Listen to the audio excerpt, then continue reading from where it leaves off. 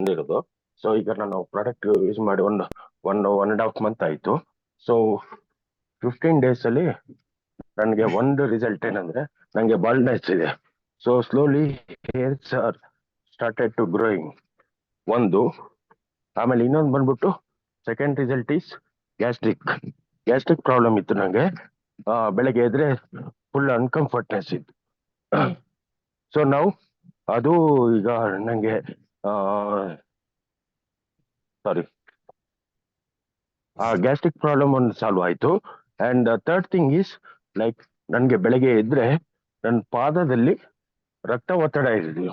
ಅಂದ್ರೆ I mean stress ಮಾಡಿ ನಾನು 4-5 steps ಇದು ಮಾಡ್ಬೇಕಾಗಿತ್ತು. ದೆನ್ ನನಗೆ ವಾಕಿಂಗು ಫ್ಲೋ ಆಗಿರೋದು.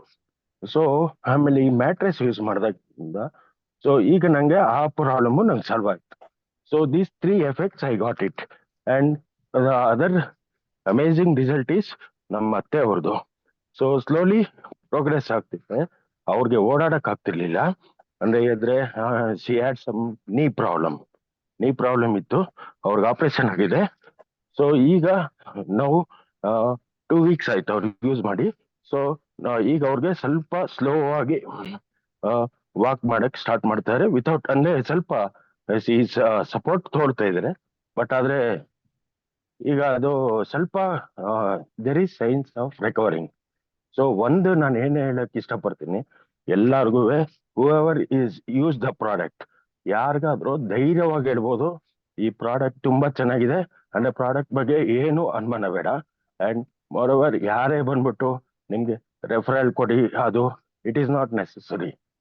ಬಿಲೀವ್ ಈ better product, it is absolutely amazing product.